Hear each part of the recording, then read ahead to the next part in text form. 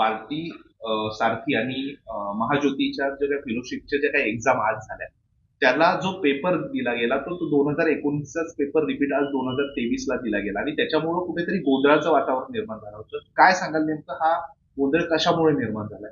नाही तर याच्या बाबतीत कसं आहे, परीक्षा ज्या आपण घेतो म्हणजे ज्या फेलोशिपच्या परीक्षा वेगळ्या आणि इतर भरतीचे पेपर वेगळे. आता ह्या फेलोशिपच्या परीक्षा ह्या त्या संस्थेने घ्यायच्या आहेत, म्हणजे सारथी असेल, बार्टी असेल किंवा महाज्योती असेल. आता हे नेमकं याचं थोडंसं सखोल जाऊन चौकशी करावी लागेल की तिन्ही परीक्षांचं रिपीट कसं झालं. कारण एखाद्या वेळी आपण म्हणतो अनावधानानं म्हणा किंवा नजर चुकीनं म्हणा, एखाद्या पेपर बाबतीत किंवा एखाद्या विषयाबाबतीत होऊ शकतं. परंतु तुम्ही आता जर सांगताय, मला माहित नाही का ना, सुट्टी आहे, मला कुठं कार्यालयात संपर्क करता आला नाही. पण तिन्ही परीक्षांचे तिन्ही वेगवेगळ्या संस्था आहेत, स्वायत्त आहेत आणि त्यांच्या परीक्षा ते त्या संस्था कंडक्ट, त्यांची जी एमडी आहेत, कार्यकारी संचालक किंवा मुख्य त्यांचे अधिकारी, ते लोक ह्याची परीक्षा कंडक्ट करत असतात. त्यामुळे आता त्यांच्याकडनं याचा अहवाल मागवावा लागेल पहिल्यांदा सरकारला की नेमकं 2019चा आहे तसा, तुम्ही जर म्हणताय त्याचा आहे तसा, म्हणजे क्वेश्चन टू क्वेश्चन जर आहे असं रिपीट झालं असेल तर मग ती विभागाची चुकी आहे, त्या संस्थेची चुकी आहे का, कसं नेमकं झालंय याचं आपण त्याची संपूर्ण माहिती, आता आज सुट्टी आहे पण तरी सुद्धा मी संबंधित विभागाच्या सचिवांच्या बरोबर उद्या संपर्क साधतो आणि त्यांच्याकडनं याचा सविस्तर सगळा अहवाल मागू आणि मग याच्या बाबतीत माननीय मुख्यमंत्री महोदय आणि दोन्ही उपमुख्यमंत्री महोदय त्यांच्यासमोर वस्तुस्थिती त्या अहवालामधनं जी येणार आहे, समजा चुकी असेल कुठल्या संस्थेतल्या व्यवस्थापनाची किंवा परीक्षा कंडक्ट करणाऱ्या परीक्षा प्रमुखांची, तर ती सुद्धा चौकशी अहवालामधनं पुढे येईल. पण निश्चितपणे या सगळ्या परीक्षा घेताना विद्यार्थी सफर होणार नाहीत किंवा ज्यांना फेलोशिपला बसायचं आहे, फेलोशिप मिळवायची आहे, त्या मुलांना याच्या बाबतीत त्यांचं नुकसान होणार नाही याची दक्षता सरकार नक्की घेईल. आमदार महेंद्र दळवींकडून शाखा अभियंत्याला जीवे मारण्याची धमकी आहे. वीज वसुली करू नका अशा पद्धतीची त्यांनी हे केलेलं आहे आणि त्यामध्ये जीवे मारण्याची धमकी. जीवे मारण्याची धमकी शब्दशः दिली नसेल. आता कसं आहे बघा, विजेचा प्रश्न हा थोडासा दिवसेंदिवस गंभीर होत चाललेला आहे आणि आमदार महोदयांच्याकडं, आमच्या सगळ्यांच्याचकडं शेतकरी येतात, उद्योजक येतात, व्यावसायिक येतात आणि बाबा अन्यायकारक वीज बिल आलेलं आहे, जादा वीज बिल आलेलं आहे, सक्तीनं अशा पद्धतीनं काय वसुली केली जाते, अशा तक्रारी नेहमीच आमच्याकडे लोकप्रतिनिधींच्याकडे येतात.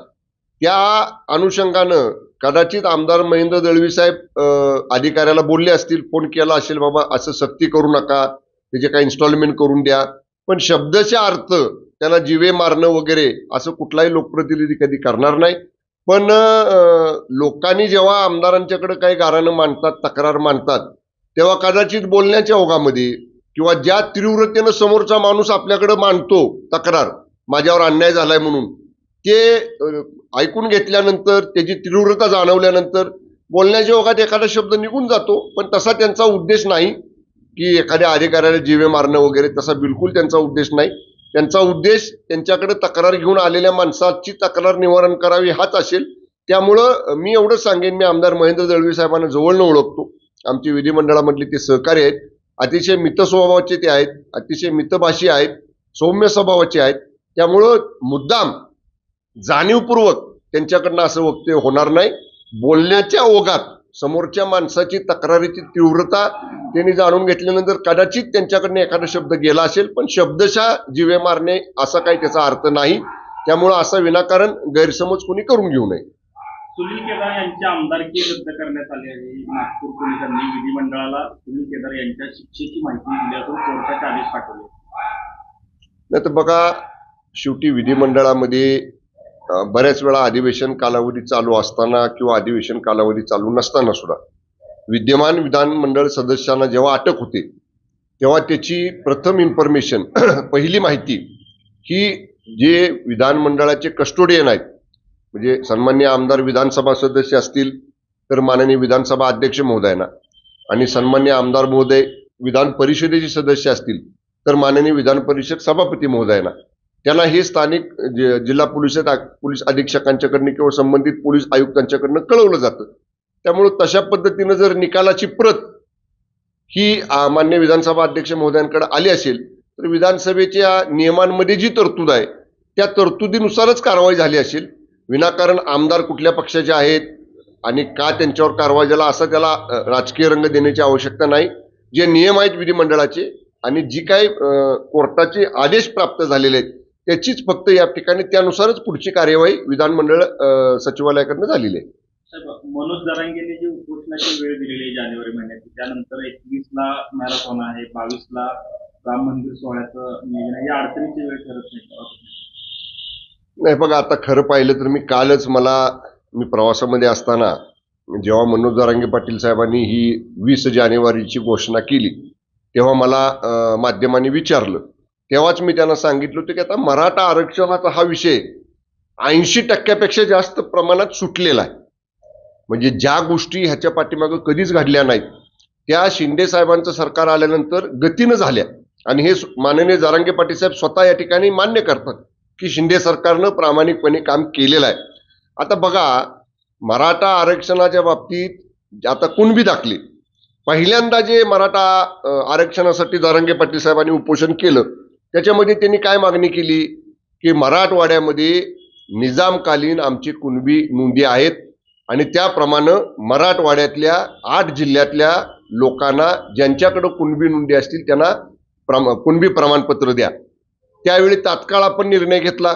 अगदी तेलंगणा गव्हर्नमेंटकडे असणारे जे मूळ दस्तऐवज आहेत ते सुद्धा तपासायसाठी आपली यंत्रणा, आपली टीम त्या राज्यामध्ये जाऊन आली आणि त्याप्रमाणे मराठवाड्यातल्या 8 जिल्ह्यातल्या 9 जिल्ह्यातल्या ज्यांच्या कुणबी नोंदी सापडल्यात त्यांना कुणबी प्रमाणपत्र द्यायचं काम आपण सुरू केलं. नंबर 1.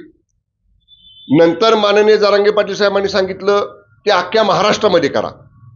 आपण अख्ख्या महाराष्ट्रामध्ये प्रत्येक तहसील कचेरीत स्वतंत्र त्याच्यासाठी कक्ष स्थापन केला. प्रत्येक प्रांत कार्यालयामध्ये स्वतंत्र कक्ष स्थापन केला. अगदी तहसील कार्यालयात, प्रांत कार्यालयात एखाद्या माणसाचं समाधान नाही झालं तर जिल्हाधिकारी कार्यालयात सुद्धा आपण स्वतंत्र कक्ष स्थापन केला आणि त्याप्रमाणे आता लाखो नोंदी जिथं जिथं कुणबी नोंदी सापडल्या जुन्या दस्तऐवजामध्ये त्याप्रमाणे कुणबी प्रमाणपत्र द्यायला आपण सुरू केली. याच दरम्यान जे आपलं रिव्ह्यू पिटिशन फेटाळलं गेलं होतं मागच्या महाविकास आघाडीच्या सरकारच्या काळामधलं, त्या रिव्ह्यू पिटिशनच्या विरोधात आपण क्युरेटिव्ह पिटिशन केलं.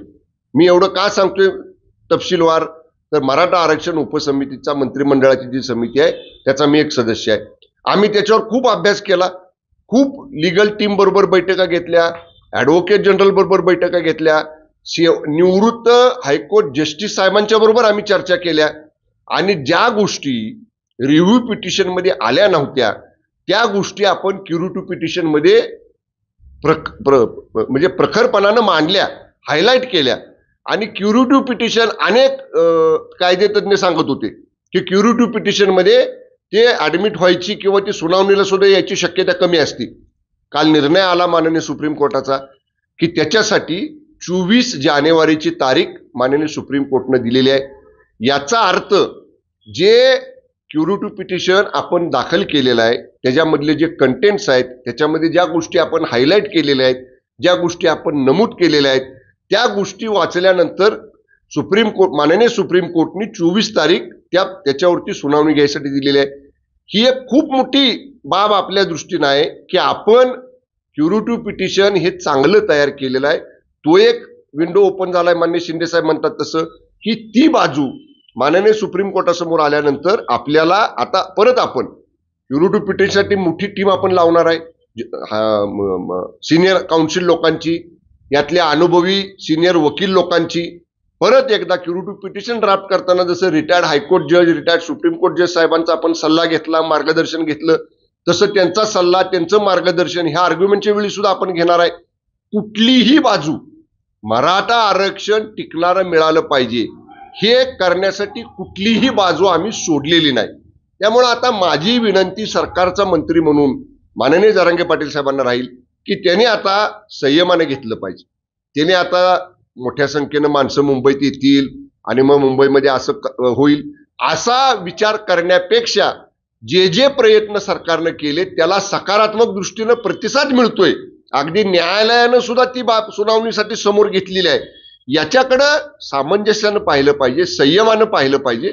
जरांगे पाटील साहेबांनी आता अशा पद्धतीनं वक्तव्य करण्यापेक्षा त्यांनी आता सरकारचे प्रयत्न समजून घेतले पाहिजेत. उलट आर्ग्युमेंटच्या वेळी काय गोष्टी मांडाव्यात आम्ही याच्या बाबतीत जर जरांगे पाटील साहेबांचं काय म्हणणं असेल तर माझी स्वतःची तयारी आहे. आर्ग्युमेंटच्या अगोदर त्यांना जाऊन भेटायची, त्यांच्याकडचे मुद्दे नोट डाऊन करायची, ते जे मुद्दे सांगतील ते मुद्दे आम्ही आमच्या लिगल टीमला त्यांच्याबरोबर दाखवू.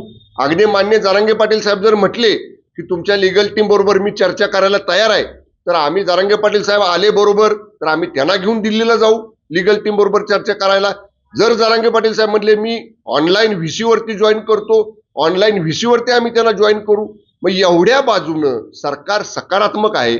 मराठा समाजाला कुठल्याही परिस्थितीत टिकणारं आरक्षण देण्याची शपथ या सरकारचे प्रमुख माननीय मुख्यमंत्री एकनाथजी शिंदे साहेबांनी घेतलेली आहे. ती पूर्ण करण्यासाठी जे जे करावं लागेल ते आम्ही करतोय.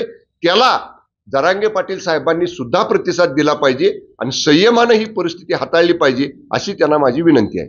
संजय राऊतांचा एक प्रश्न आता आहे का एवढं सगळं चांगलं चाललं असताना आणि कुणा नको ते नाव काढताय. पार्टीचं जे आयोजन झालं होतं भाजपच्या पदाधिकाऱ्यांनी केलं होतं त्यामध्ये व्यंकटेश मोरेंच्या पार्टीला बंडगुजर यांना आमंत्रण देण्यात आले होते असं संजय राऊत म्हणतात. संजय राऊतांचं म्हणणं मला योग्य वाटत नाही. हे आता काल संजय राऊतांनी आज सुरू केलं की ते कुठला भाजपचा पदाधिकारी आहे. भाजपनं सुद्धा त्याच्यावर स्पष्ट भूमिका घेतलेली की असा आमचा कुठलाही पदाधिकारी नाही. ज्या पदाधिकाऱ्यांना अशी पार्टी आयोजित केलेली आहे. सुरुवातीपासून काय येत होतं की बडगुजरनं जी पार्टी दिली जिथं सलीम कुत्ता हा जो दाऊदचा हस्तक आहे तो होता, ते फार्म हाऊस बडगुजरच्या नातेवाईकाचं होतं. थोडं राऊताना मला थांबा ना, आता तपास चालू आहे ना, चौकशी सुरू आहे ना, त्याच्यामध्ये येतील ना सगळ्या गोष्टी पुढं. विषय डायव्हर्ट करायसाठी, लोकांचं लक्ष विचलित करायसाठी कुठला तरी फोटो दाखवायचा. आता बघा आमदारांच्या जवळ, मंत्र्यांच्या जवळ अनेक लोक येतात, गुच्छ देतात, निवेदन देतात, शेजारी उभे राहतात, फोटो काढतात. असा कुठला तरी फोटो दाखवायचा आणि सांगायचं की हा त्या पार्टीमध्ये होता, हे ना ती पार्टी आयोजित केलेली होती. पार्टी कुणी आयोजित केली होती हे आता चौकशीतनं पुढे येतंय आणि भारतीय जनता पक्षाने हे स्पष्ट केलेलं आहे की त्या व्यक्तीचा, भारतीय जनता पक्षानं जी व्यक्ती तुम्ही दाखवताय तिनं पार्टी आयोजित केलेली नाही. त्यामुळं संजय राऊत विषय डायव्हर्ट करण्यासाठी नाहक विनाकारण कोणाचं तरी नाव याच्यामध्ये इन्व्हॉल्व्ह करतायत. शेवटचा प्रश्न आहे. इंडिया आघाडीच्या बैठकीत दिल्लीत उद्धव ठाकरे, शरद पवार आणि राहुल गांधींमध्ये एक चर्चा झाली. यामध्ये वंचितचा महाविकास आघाडीमध्ये समावेश होणार असल्याचं कळत आहे. जागा वाटपाचा फॉर्म्युला त्यांचा ठरलेला आहे. यामध्ये उद्धव ठाकरे गट 20, शरद पवार गट 10, काँग्रेस 16, वंचित आघाडी 2 असा 48 जागांचा फॉर्म्युला ठरला आहे. त्यांचा त्यांना लकला भाऊ. त्यांच्या महाविकास आघाडीमध्ये कुणी किती जागा घ्यायच्या ते जरूर त्यांनी घ्याव्यात, पण त्यातल्या निवडून किती येणार आहेत याचा विचार पहिल्यांदा करा. त्यांना मी मग पहिला काय शब्द वापरला, त्यांचं त्यांना लकला भाऊ. त्यांना कोणाला किती जागा घ्यायच्या ते जरूर त्यांनी घ्याव्यात. त्यांच्या महाविकास आघाडीमधलं काय असेल धोरणात्मक त्याच्यावर बोलण्याचा आम्हाला अधिकार नाही. पण महाराष्ट्रामध्ये लोकसभेच्या निवडणुकीला मी आज परत आपल्याला सांगतो, आजची तारीख, आजची वेळ, आजचं ठिकाण तुम्ही नोंद करून घ्या. महाराष्ट्रामध्ये माननीय शिंदे साहेबांच्या, फडणवीस साहेबांच्या, माननीय अजितदादांच्या आणि आमचे सगळे घटक पक्ष आहेत महायुतीचे, यांच्या संयुक्त नेतृत्वाखाली 45 पेक्षा जास्त खासदार हे महायुतीचे महाराष्ट्रातनं निवडून येतील. एवढंच विश्वासानं आपल्याला मी आज सांगतो.